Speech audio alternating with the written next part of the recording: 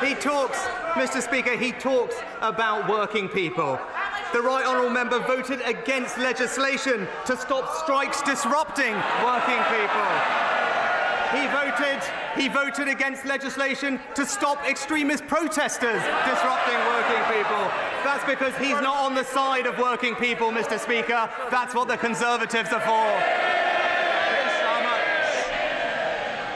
Mr. Speaker, I'm against all of those causing chaos, damage to our public services and to our economy, whether they are gluing themselves to the road or sitting on the government benches. Mr. Speaker, there was no answer to the question because the answer is nothing. Shell haven't paid a penny in windfall tax. Why? Because for every pound they spend digging for fossil fuels, he hands them a 90p tax break, and it's costing the taxpayer billions. So will he find a backbone and end his absurd oil and gas giveaway? Well, Mr. Speaker, what the party opposite will never understand is that it's businesses investing that create jobs in this country. Mr. Speaker, we on this side of the House, we understand that. We will support businesses to invest, to create jobs, because that's how we create prosperity, that's how we support strong public services, and that's what you get with a Conservative government.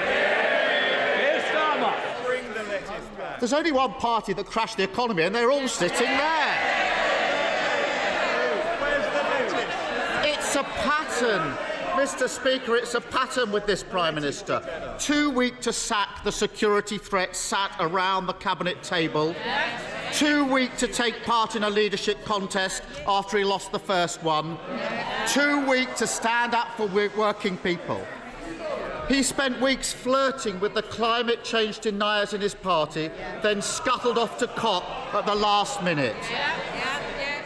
In the budget next week, he'll be too weak to end his oil and gas giveaway, scrap the non-dom tax breaks, and end the farce of taxpayers subsidising private schools. That's what Labour would do, a proper plan for working people. Mr. Speaker, if he can't even stand up to a cartoon bully with a pet spider, if he's too scared to face the public in an election, what chance has he got of running the country? Mr. Speaker.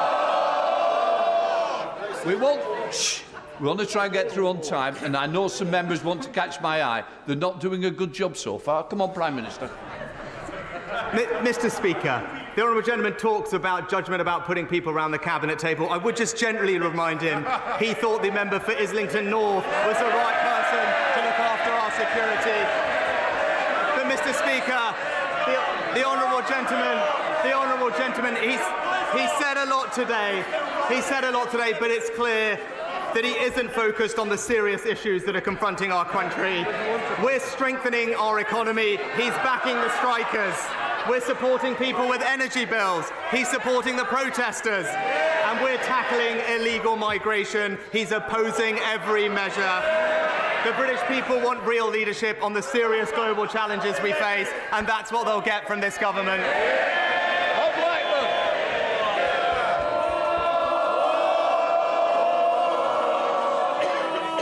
Mr. Speaker, 84 years ago today in Germany, hundreds of synagogues were destroyed, Torah scrolls were desecrated.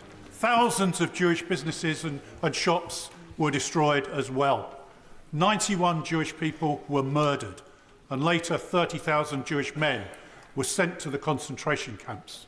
So as we commemorate Kristallnacht, let us remember that it was started with anti-Jewish hatred, it became anti-Semitism, and it's still prevalent in society today. So will my right honourable friend condemn anti-Semitism in all its forms, but congratulate the Holocaust survivors who give their testimony year after year, and in particular congratulate the Holocaust Educational Trust for the brilliant work they do in making sure we will never ever forget what happened in the Holocaust. Well, can I thank my honourable friend for his powerful question and his continued work on this issue. I completely agree with him. Anti-Semitism has no place in our society, and we're taking a strong lead in tackling it in all forms. We became the first country to adopt the IHRA definition of anti-Semitism, and the government's independent advisor on anti-Semitism regularly provides advice to ministers on how best to tackle this issue. And can I join him, as I know the whole House will, in praising the work of those survivors who so bravely tell their stories so that we might never forget. SNP leader Ian Blackford. Thank you, Mr Speaker. And can I associate myself with the remarks of the Prime Minister for Armistice? We remember those that paid the ultimate sacrifice, those that continue to serve, and we should also remember the nuclear test veterans who continue to seek justice for themselves. Mr Speaker, last night the Prime Minister suffered the self-inflicted loss of his first Cabinet Minister. A couple of weeks into the job, it turns out this Prime Minister's judgment is every bit as bad as his predecessors.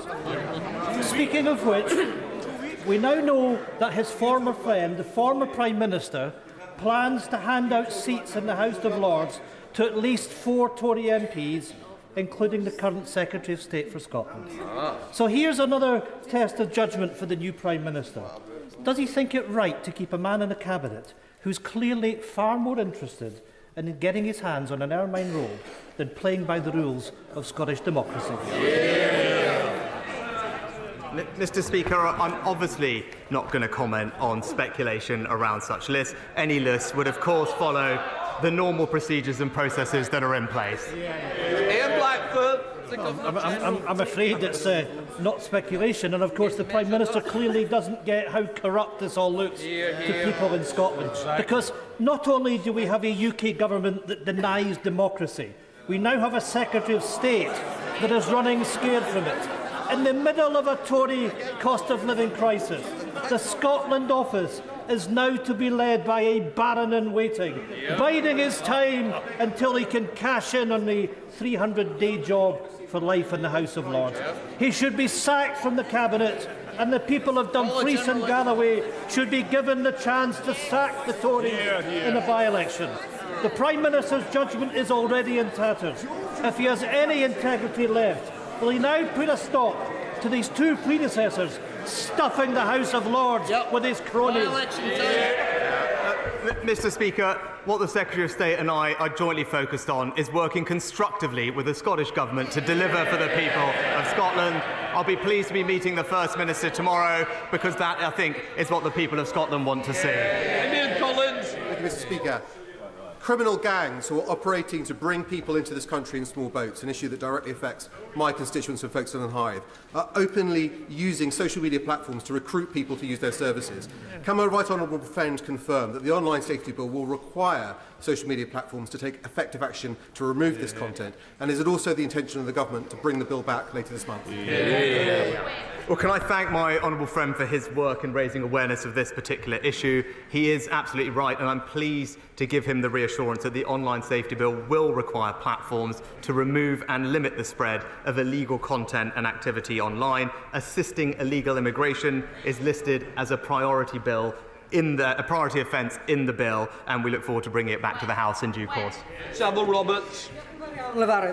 The Prime Minister is struggling to rebuild the Tories' ruined economic credibility after his predecessor scorned the Office for Budget Responsibility. But in a Bloomberg interview just last week, his Trade Secretary disputed OBR forecasts that trade will be 15% lower because of Brexit. Britain's economic prospects are worsened by being outside the world's largest trading bloc. That is a fact. So who does he agree with? The OBR or his Tory minister? Well, Mr Speaker, one of the great opportunities of Brexit is our ability to trade more with countries around the world. And actually, I know the honourable lady will actually want to speak to many of the Welsh farmers who are enjoying selling their lamb to the new markets that we have opened up for them. That's what we'll get on and deliver. Villiers.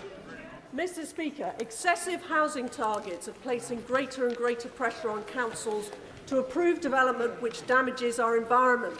When the Prime Minister came to Finchley over the summer, he said he wanted to abolish those targets. Will he use the Levelling Up Bill report stage to bring forward government amendments to do that? Mr. Speaker, the government is committed to making home ownership a reality for a new generation, and we must build homes in the right places where people want to live and work. But, as the Right Honourable Lady knows, and as I said, I want those decisions to be taken locally, with greater say for local communities rather than distant bureaucrats, and my Right Honourable friend, the Secretary of State, is happy to sit and meet with her to discuss how best to make this a reality. British Chairman. Mr. Speaker, does the Prime Minister remember back in February when he was Chancellor of the Exchequer, when I informed him that due to his incompetence in that job, the children in my constituency would go to bed that night with no food in their tummy and no heat in their homes? What is he now going to do as Prime Minister to make sure that in every community in our country, children aren't in that situation in this hard winter ahead? Well, Mr. Speaker, the absolute best way to ensure that children do not grow up in poverty, which is something that none of us want to see, is to ensure that they do not grow up in a workless household.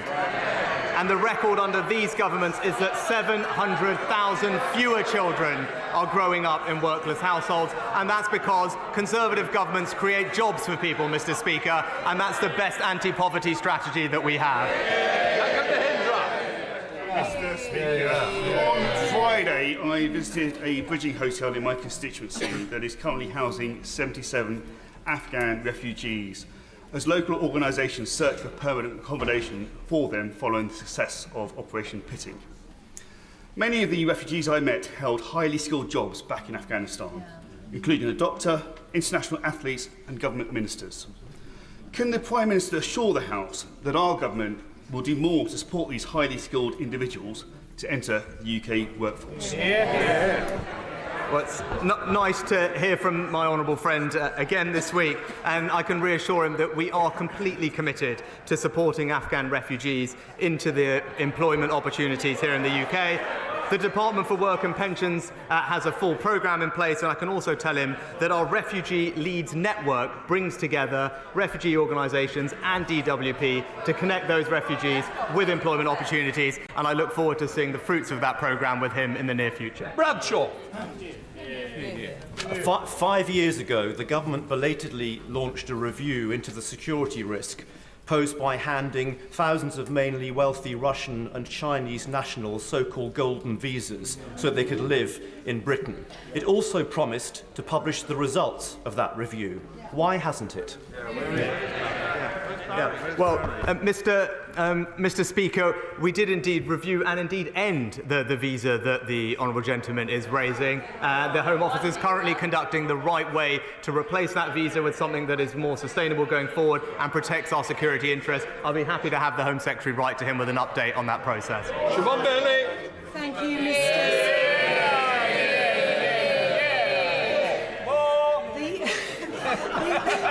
The UK has a workforce shortage, yet millions of parents are unable to work at full tilt, and childcare providers are going belly up due to policies being a maddeningly expensive muddle of a mess. Will my right honourable friend please confirm that after decades of ineffective tinkering and endless policies, that he will be the man to give us proper childcare reform?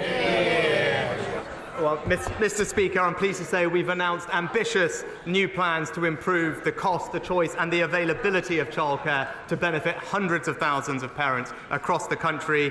This includes measures to increase the number of children that we can look after by each staff member and indeed make it easier for people to become childminders. We'll respond to all of these proposals in very short order. Munira Wilson. Thank you very much, Mr. Speaker. I know the Prime Minister's been very busy failing to stand up to bullies, but in the real world, schools and colleges across the country looking after actual children are struggling to make ends meet. One London head teacher has scrapped plans for mental health counsellors. A head teacher in Twickenham is no longer filling teaching assistant vacancies, whilst another is axing school trips. So, Mr. Speaker, will the Prime Minister give pupils and parents a cast-iron guarantee that in next week's autumn statement there will be no real terms cuts to school and college budgets?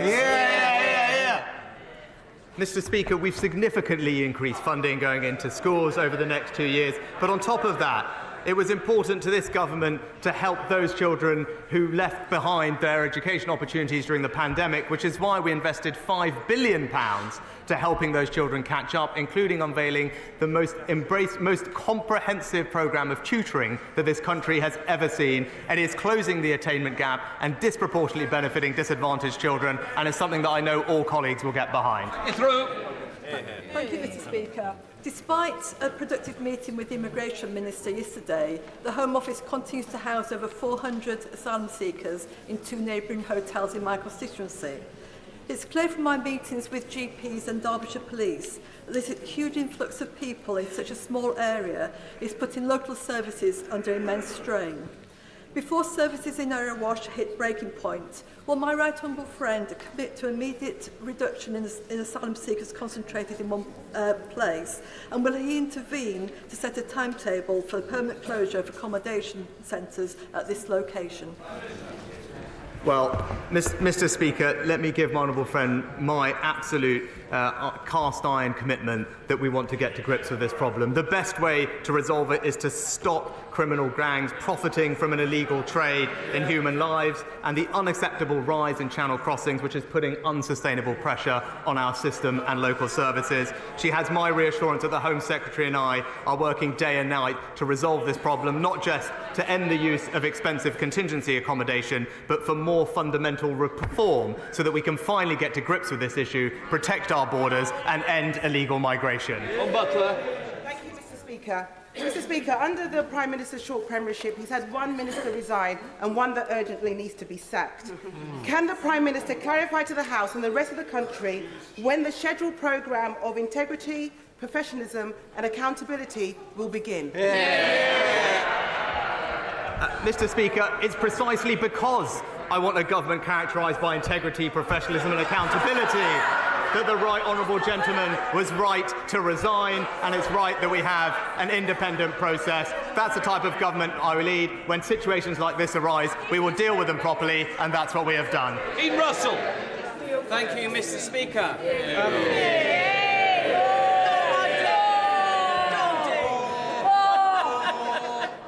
Is it? It's quite amazing, isn't it, when a minister's come from his post to get more cheers. Come on, Dean Russell. Thank you, Mr. Speaker, and thank you to my colleagues.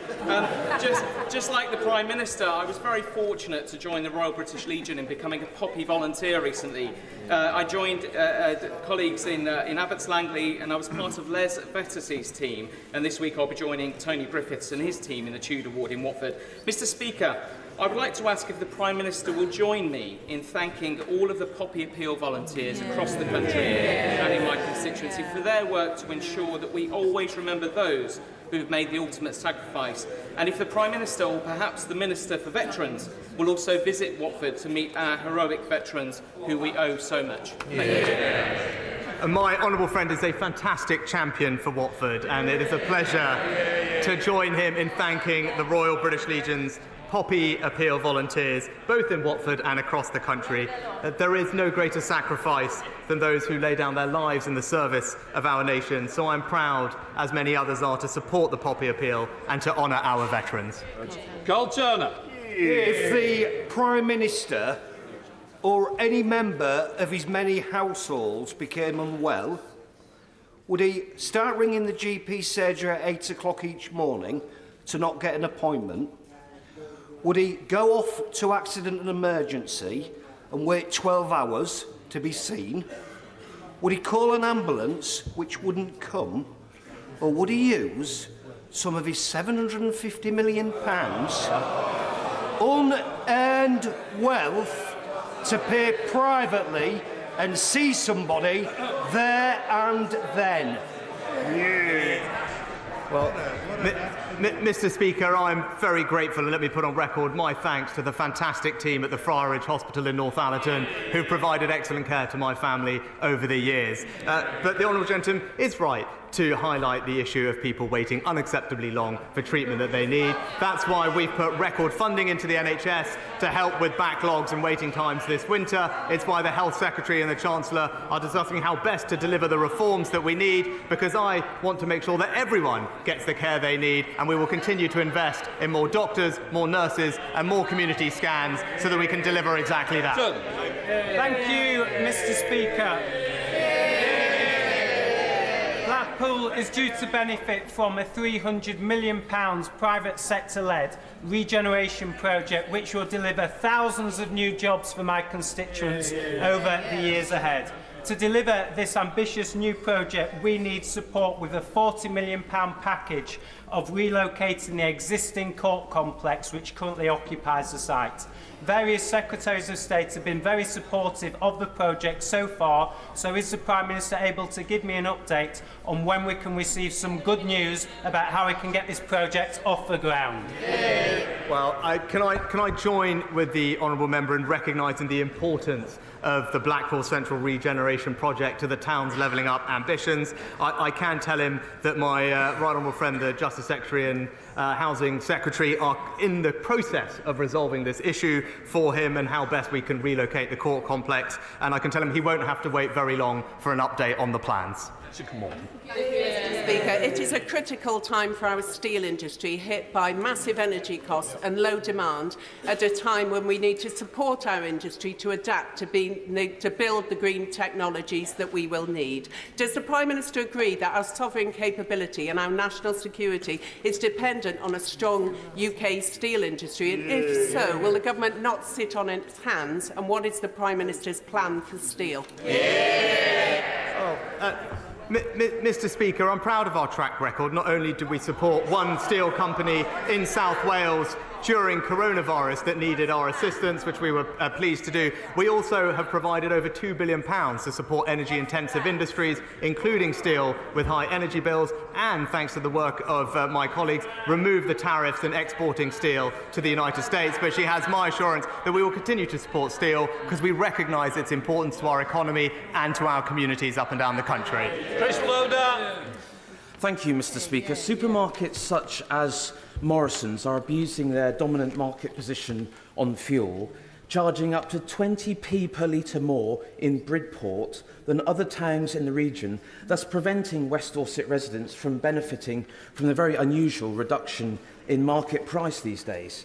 Will the Prime Minister agree to meet with me to discuss what action can be taken against these commercial predators who harm our local residents in this way? Well, Mr. Speaker, as Chancellor, I was pleased to cut duty by 5p a litre, the biggest ever cut in fuel duty to help motorists in our country. But I recognise the concerns the honourable gentleman raised. That's why we asked the Competition and Markets Authority to conduct an urgent review of the market. There are some actions to be considered coming out of that review, and I look forward to meeting with him and working with the CMA to explore its recommendations in more detail. Liam Byrne.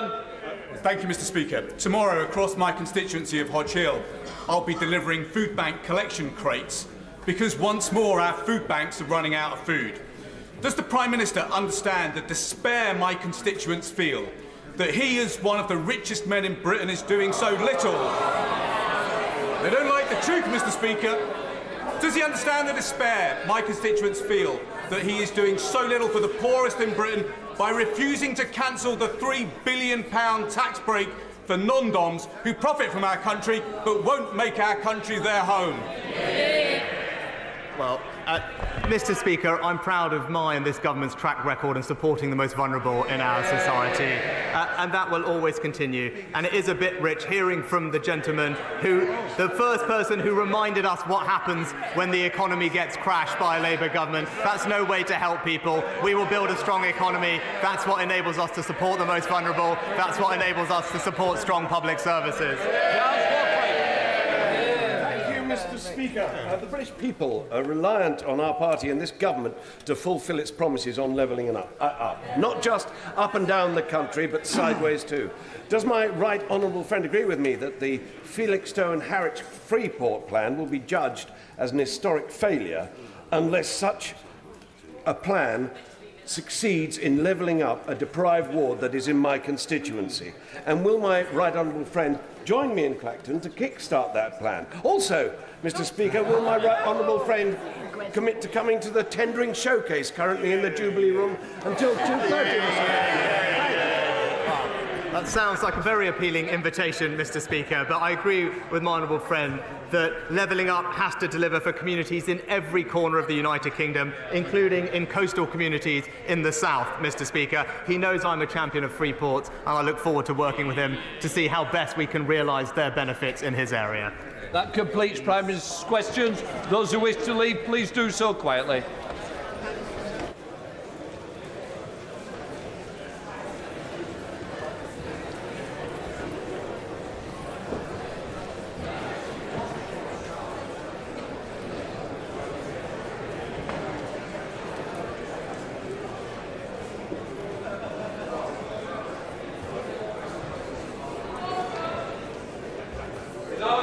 First statement, Prime Minister, COP27.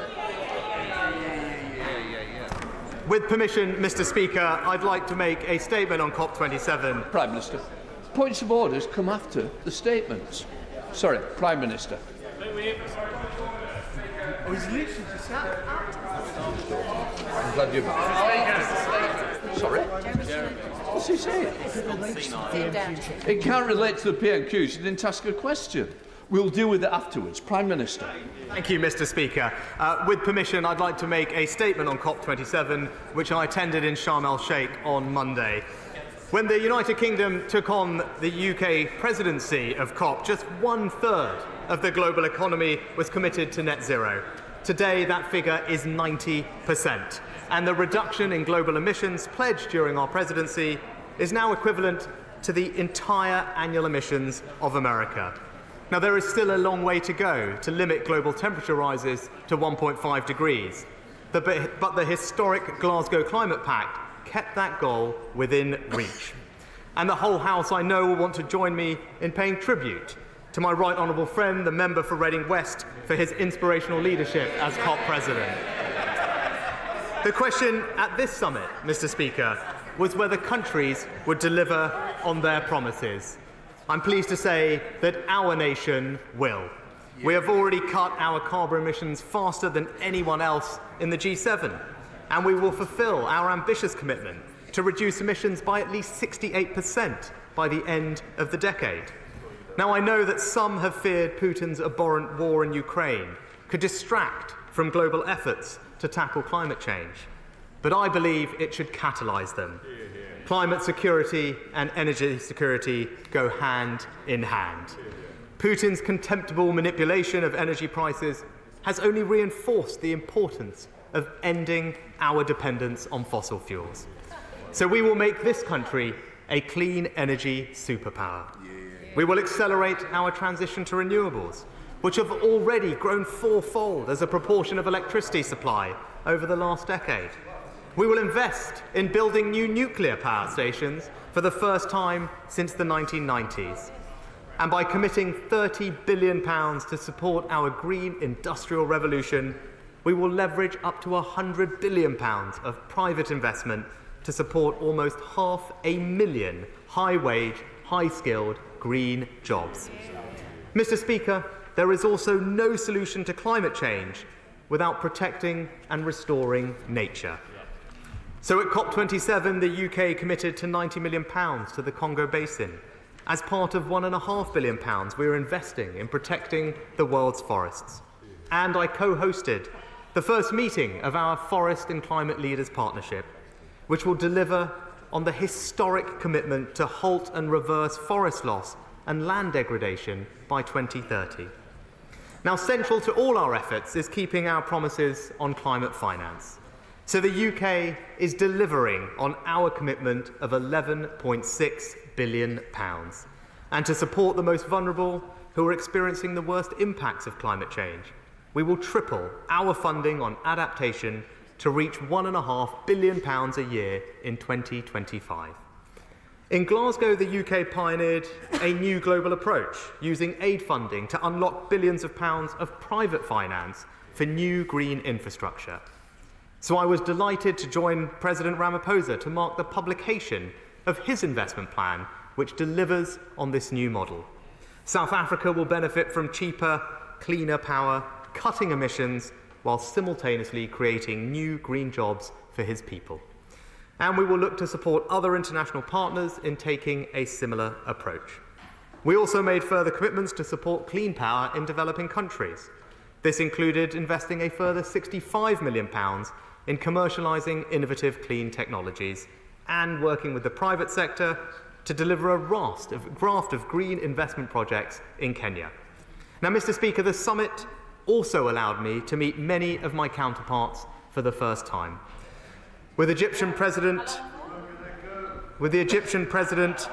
I raised the case of the British-Egyptian citizen Alaa Abd El Fattah, and I know the whole House will share my deep concern about his case, which grows more urgent by the day.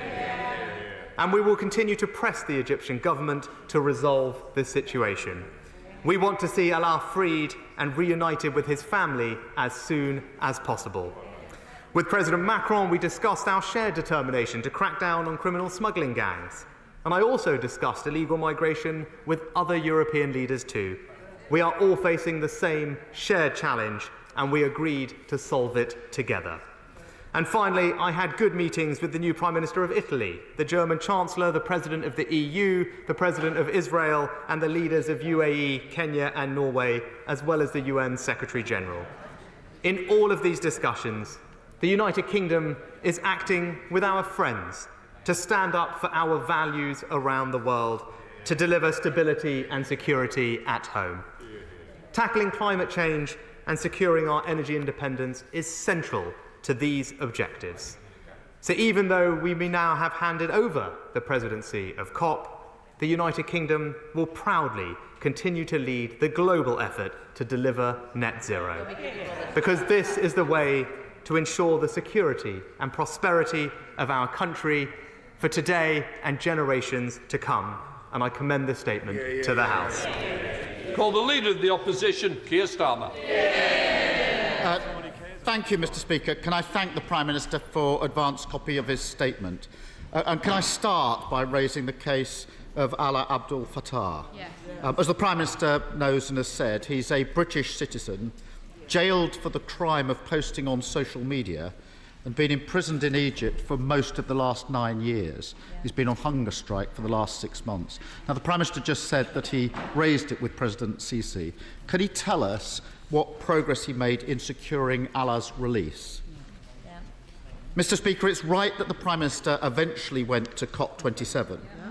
Remember the stakes. The world is heading for 2.8 degrees of warming. That's mass flooding, habitats destroyed, untold damage to lives and livelihoods.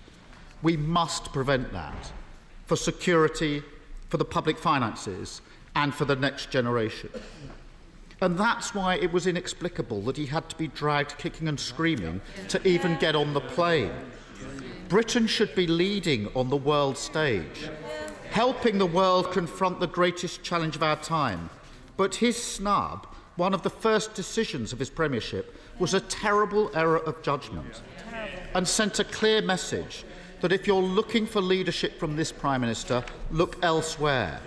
That if you want to get this Prime Minister to go somewhere, get the Right Honourable Member for Uxbridge first, get him to come along, then the Prime Minister will follow.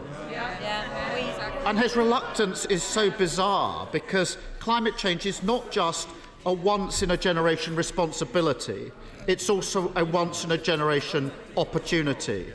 An opportunity to lower energy bills for good. An opportunity to ensure Britain's security is never again at the mercy of tyrants like Putin. An opportunity to create millions of jobs and break out of the Tory cycle of low growth and high taxes. Opportunities he's passing by. The Prime Minister said in his speech at COP27 that we need to act faster on renewables. So why is he the roadblock at home? As he was flying to Egypt, his minister was reaffirming the ban on onshore wind, the cheapest, cleanest form of power that we have. The Prime Minister also said at COP27 that he realises the importance of ending our dependence on fossil fuels. But he's inserted a massive oil and gas giveaway when Labour forced him into a windfall tax. That's right. Taxpayers' cash handed over for digging up fossil fuels. Shell have made £26 billion in profits so far this year, but not a penny paid on windfall taxes. He's completely let them off the hook. And what about the industries of the future? Manufacturers of batteries for cars in Britain struggling. Green hydrogen producers struggling. Yet in other countries, these industries are taking off. Jobs going abroad because we've got no industrial strategy here at home.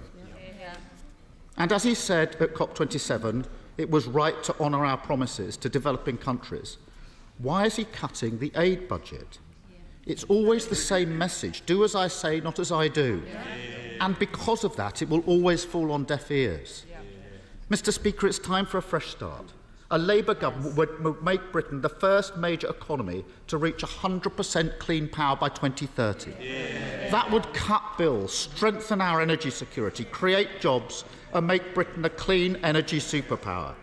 And our Green Prosperity Plan would establish GB Energy, a publicly owned energy company, to invest in the technologies and the jobs of the future here in the UK.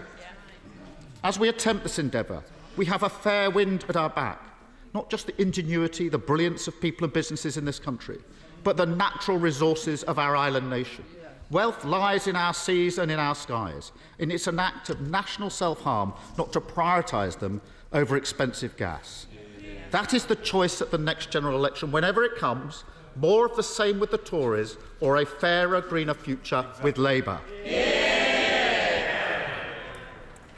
Thank you, Mr. Speaker. And, the Honourable Gentleman raised the matter of my attendance at COP. I just would gently point out to him that Labour Prime Ministers failed to attend, I think, 12 of the 13 COPs held during their time in office. As Chancellor, I hosted the Finance Day on COP last year, where we had landmark agreements to rewire the financial system to unlock the trillions of dollars we need in private finance to flow to help us with the transition. It's a record I am proud of, and it's a record, by the way, that is recognised internationally around the world.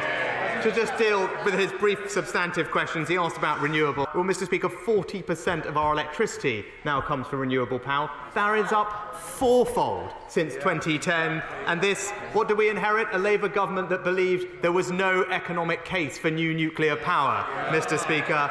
He talked about oil and gas. He talked about oil and gas. Again, he needs to live in the real world, Mr. Speaker. Oil and gas are going to be a part of our energy mix in the transition for the several years ahead, and it's simply pie in the sky to pretend otherwise. The Independent Committee on Climate Change has even recognised that, and the carbon footprint of having homegrown gas is half the footprint of importing it from abroad, so it is a sensible thing to do. But look, Mr. Speaker, our plan is the right plan. It's realistic, it's credible, it's delivering for the British people, as well as delivering on our climate adjustments. I think his own Shadow Chief Secretary described his climate plan as, quote unquote, a borrowing plan. And we know where that leads us, Mr. Speaker. It's not the right thing for the British people.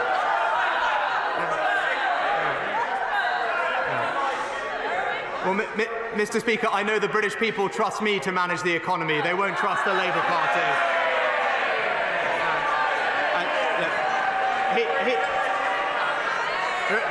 He might be focused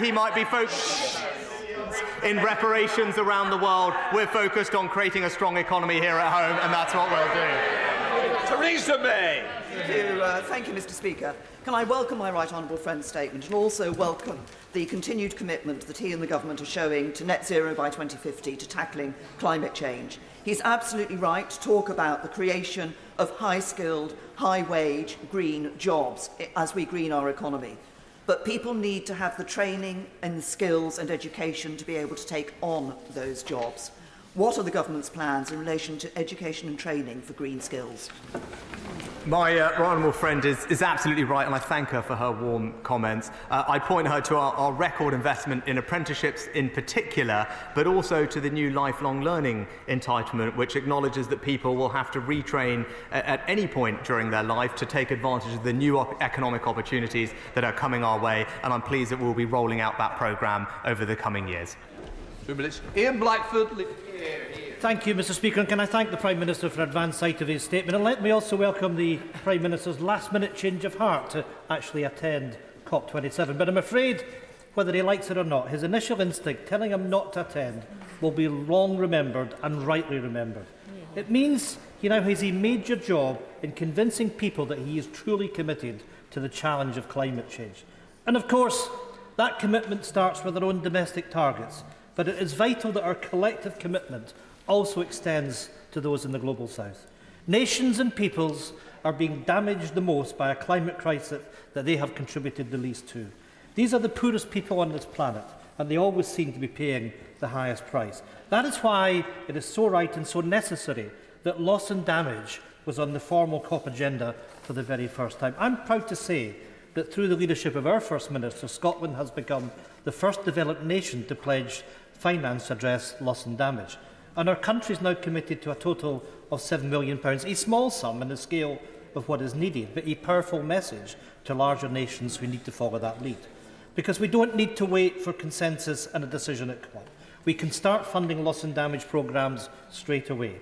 So can I ask the Prime Minister if he will guarantee that UK overseas aid earmarked for climate finance will be spent within the 5-year timeframe as originally promised? And can he also guarantee that the total aid budget won't be slashed further in the autumn statement next week?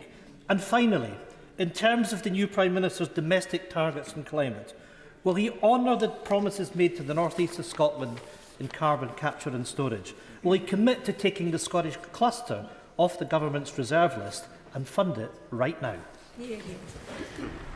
Well, Mr Speaker, I'm actually pleased that it was the UK that established a new Glasgow dialogue on loss and damage to discuss arrangements for funding activities to avert, minimise and address loss and damage, and those conversations are ongoing. With regard to our international climate finance pledges, as I said, we remain committed to the £11.6 billion. It is our intention to deliver it over the time frame that was originally envisaged. And with regard to targets, again, it should be a source of enormous pride for everyone in this House that we have decarbonised in this country faster than any other G7 country. And our targets are among the most ambitious in the world, and we have a credible plan to get on and deliver them. Philip Dunn. Speaker, can I congratulate my right honourable friend for his crystal clear commitment, both in Sharm el-Sheikh and in this chamber here today, to delivering net zero Britain. There is no doubt about that under his prime ministership. Now we no longer have the presidency of COP, which has been acting as a forcing mechanism across government. Can he clarify how he intends that his government will deliver our ambitious nationally determined contribution to reduce emissions across the disparate strands of government departments? Well, my honourable friend makes an excellent point, and I can assure him that though we are no longer formally presidents of COP, our leadership on this issue internationally will not waver, and he has my commitment on that. And I personally will drive this through government in conjunction with the Secretary of State for Business and Energy, indeed, and with our Climate Change Minister. But this is something, Mr Speaker, that pervades all aspects of government now, and that's why we have to change our thinking on this. It's not the work of any one department or any one minister. If we're going to make this commitment work, we're going to all have to play our part. John Trickett. Thank you very much. And given the scale of what's about to happen to our planet, every single one of us must do what we can to alleviate the problems which we're facing. But the 1% richest people on our planet are responsible for the same amount of global emissions as the poorest 50%. Does the Prime Minister accept that unless we tackle the issues of social justice, we will not resolve the problems of climate change? And was he comfortable that one of the worst polluters in the planet, Coca-Cola, sponsored the recent meeting of COP? Well, Mr Speaker, as we've been discussing, I believe we do have a moral obligation to help those countries with the transition to net zero, and I'm proud to say that we are playing our part in doing that. And it was great at COP to sit down with leaders from many of those emerging market countries that are benefiting from the investments from our country to help them with the transition, and they recognise the leadership role that we are playing. Greg Clark. Thank you very much indeed, Mr Deputy Speaker. We need to create jobs and prosperity as we transition to net zero. And in battery technology, we're world leading in the research, but we need to manufacture batteries here. Now, given the concerning news about British Volt, Will the Prime Minister and his colleagues commission an urgent review of how we can deliver the gigafactories that are necessary in this country in the short term to make sure that we have a continuing vibrant car manufacturing industry? Well, I thank my honourable friend, and I'm pleased to say I think it may have been his idea that we created the Faraday Battery Challenge, but I was pleased to support that as Chancellor with £200 million of funding. He's right about the importance of building a domestic gigafactory capability. I was pleased with the announcement from Envision and Nissan in Sunderland. There's more in the pipeline, and we have the Automotive Transformation Fund available to support those projects to build the vibrant ecosystem that he and I both want to see. Davey. Mr Deputy Speaker, can I welcome what the Prime Minister said at COP, that tackling climate change goes hand in hand with lowering energy bills, improving our energy security and hurting Putin in his illegal war in Ukraine. However, I am alarmed that at home the Prime Minister has banned onshore wind, one of the cheapest and most popular forms of renewable energy. So will the Prime Minister confirm whether his priority is cutting people's energy bills, improving Britain's energy security and tackling global climate change, or keeping the dinosaurs on his backbenches happy? Why won't he get rid of the ban on onshore wind? Mr Speaker, it started so well. We are committed to reducing people's bills and to having more forms of renewable energy, and our track record on this is superb. 4 times more than in 2010, the amount of renewable energy. Zero carbon energy now accounts for half of our electricity needs, and we are poised to do more. Offshore wind is the thing we are focusing on, along with nuclear, and we are now a world leader in offshore wind, and it's providing cheap forms of electricity and energy for households up and down the country, and alongside nuclear, that's how we'll transition to a cleaner grid. Chris Grayling. Thank you, Mr Deputy Speaker. Can I thank my right honourable friends for getting our environmental strategies back on track. We clearly have a major issue, not simply around carbon, but also about the loss of biodiversity, both on land and at sea. And I welcome what he says about our support for the Congo Basin.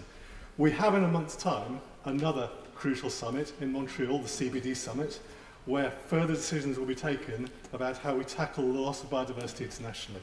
Can I ask him to ensure that the United Kingdom plays the fullest possible part in those discussions and a leadership role in tackling this issue going forward?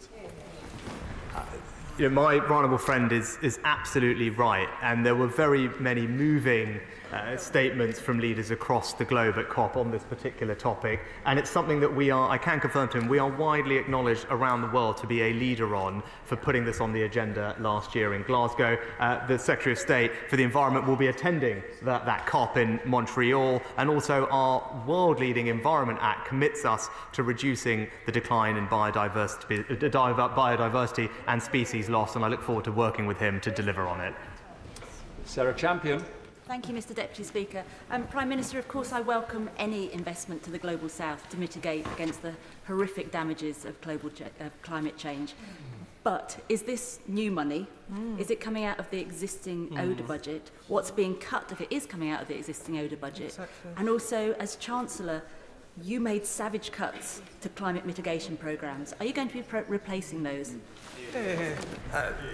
Mr Speaker, as Chancellor, yes, I did make difficult decisions to ensure that our public finances were on a sustainable trajectory. That's not something that I'm going to shy away from, because I think we've all seen what happens when the government doesn't command the confidence of the international markets when it comes to borrowing and debt issues. And I thought in that context it was reasonable to temporarily reduce our ODA budget until our public finances are in a better place, and that is a commitment that I stand by. But we are remaining committed to the £11.6 billion in international climate finance that we committed at the time, and those announcements have come from that budget, and it's very welcome that we're able to continue delivering that, even though we're facing some other difficult decisions on other topics. Teresa Villiers.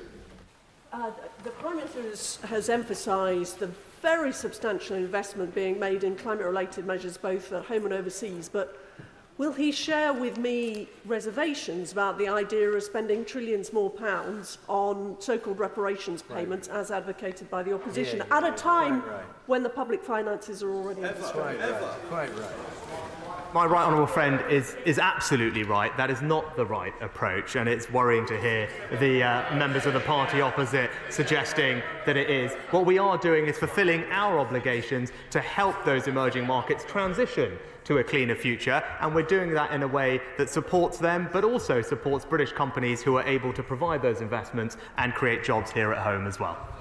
Jeremy Corbyn. Deputy Speaker, I'm grateful for my continued rent-free tenancy in the Prime Minister's head.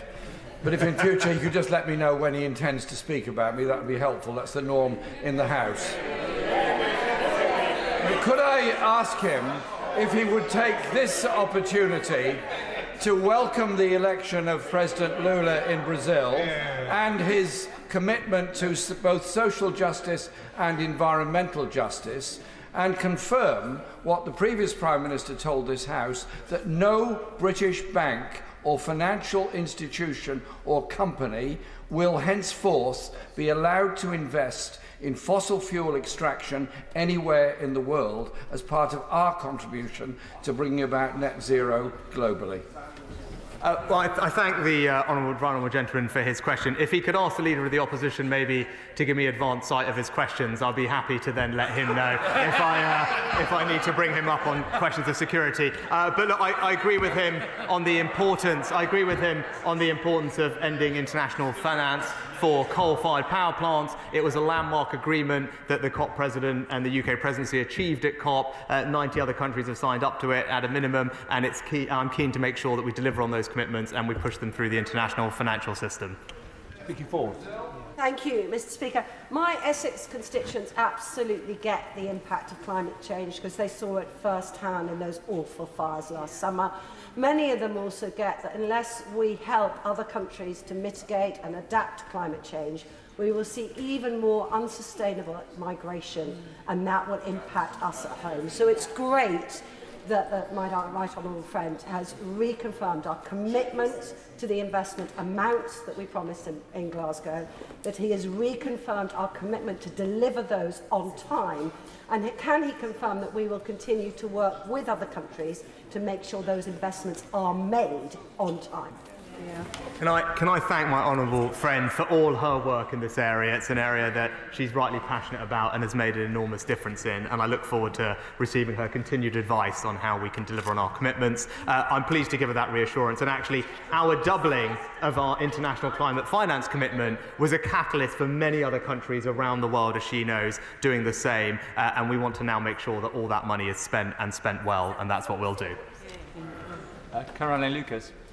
Very much, Mr. Deputy Speaker. The Prime Minister just said how important it is to keep our promises on climate finance, and I agree with him. Can he explain why he doesn't seem to agree with himself, since his government hasn't kept its climate promises? He's not delivered the $300 million that we still owe to the Green Climate and Adaptation Funds. When are we going to see that? Will he ensure that all new climate finance is new and additional, not being raided from an ever-diminishing aid budget? And finally, does he recognise that the moral obligation that he talks about must now extend beyond mitigation and adaptation to address loss and damage? And specifically, will he support the establishment of a finance facility for loss and damage at COP27? Well, Mr. Speaker, I've already made the point on loss and damage that we established the Glasgow dialogue to see how best to take forward those discussions. I'm not going to preempt the discussions that are happening at COP, but I would make the point that this is not the same as reparations. I think the Honourable Lady understands that, but that is not what is on the table, and that is clear in the language that's being debated at COP. Lula. At COP26, the Prime Minister was very successful in mobilising hundreds of billions of international private capital to support the challenge of net zero, which seems to me a much better deal than Labour's plan, which will place a huge burden on British taxpayers. So can my right honourable friend tell me what further steps he will do to consolidate London's leadership as a centre for green finance? This is something that my honourable friend knows well, and indeed he was responsible for the retail green sovereign bond that we issued here, first in the country, first in the world to do so. He deserves credit for that. But I'm pleased that London has now, I think, for the second or third year in a row, been named the world's leading place for green finance. There's a range of initiatives that we're taking forward around disclosures to make that even more of an advantage for us, and including more carbon trading. and I look forward to getting his advice on how we can make that aspiration a reality. Neil Griffith. Deputy Speaker. Well, the Welsh Labour Government is setting up a publicly owned company to accelerate investment in onshore wind and other renewables, thus reducing emissions, increasing energy security and using profit for the public good. So given that onshore wind is the cheapest form of renewable energy, when will the Prime Minister now step up to the mark, match the Welsh Government and bring forward an accelerated investment programme of onshore wind across England? Well, Mr. Speaker, I think there's been a slightly checkered history of Labour councils doing publicly owned energy companies from memory in Nottingham. It's not a model that I think we want to emulate. But what I can tell her, we are supporting Wales with the transition. We've invested in the Holyhead Hydrogen Hub, which is a potential opportunity in the future. We're looking at nuclear sites and indeed, as we heard earlier from our honourable friend, the huge potential of floating offshore wind in the Celtic Sea, which will also all be good for Wales. Steve Ryan. So obvious that we have a Prime Minister who is so personally committed to this agenda, and my constituents really appreciate that, as does their MP. The Prime Minister knows how important the Solent Freeport in his old neck of the woods could be to my constituents and much further afield. So will he and his government work with us, not least given that part of the Solent Freeport is based at and around Southampton Airport, on sustainable aviation fuels, which is an area this country has a really good lead in already and could be really to our advantage, as well as lead to a whole new future of clean air travel? I thank my honourable friend for his kind comments. He's right about the potential for the Freeport, which I'm pleased to champion, not least as a Southampton boy, but also about the opportunity for sustainable aviation fuel, where it is clear, actually, in conversations with industry, that we are in a position of world leadership on this issue. I was pleased to invest about £200 million to help commercialise 2 sustainable aviation fuel plants, but what I'm encouraged by is that the private sector is actually taking that, investing far more to bring this to reality, and that's an exciting development for the UK. Rachel Maskell. Thank you, Mr. Deputy Speaker. The Prime Minister has a challenge about getting money out of the door. The Yorkshire project, which will bring transformation, the biggest Green New Deal before this government, needs the funding. But the funding has been